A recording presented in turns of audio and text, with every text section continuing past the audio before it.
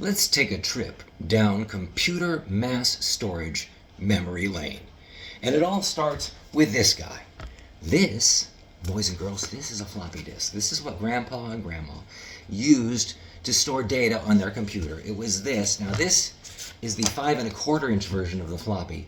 The original floppy was 8 inches, which is a lot larger, and I never had a computer that used one of those, but that was truly floppy. This was kind of a floppy. Actually, they call this a floppy diskette. It could store 160K, 180K, 360K.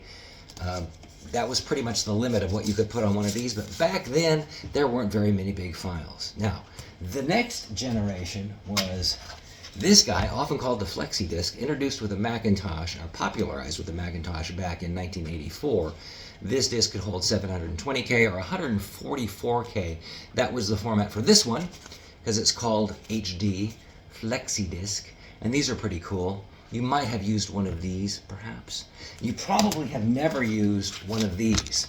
So this came out just as soon as storage started switching over to thumb drives and CDs, CD-ROM drives and stuff. This is the ED drive, or ED diskette, where ED does not stand for erectile dysfunction. It stood for extended density, and I think, how much could you put on this? Yeah, 4 megabytes. 4 megabytes on one of these, which is pretty hefty. And I think it was the next computer, was the only computer I had that would use the ED drives. And I can still use these drives, by the way, because I have a, I have a USB floppy drive. So I can still hook up a floppy disk to my computer because I bought one of these a long time ago for compatibility reasons. And the cool thing is when you stick this into a PC, it's drive A. Talk about trivia and history. Well, all this went away with the thumb drive, and this was the very first thumb drive I ever bought.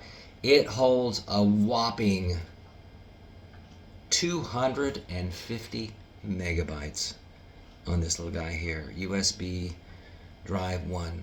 And of course, that's what we use now, is we use the thumb drives. So we have thumb drives that can hold almost a terabyte of information. But that's your little trip down computer storage memory lane. Have a good day.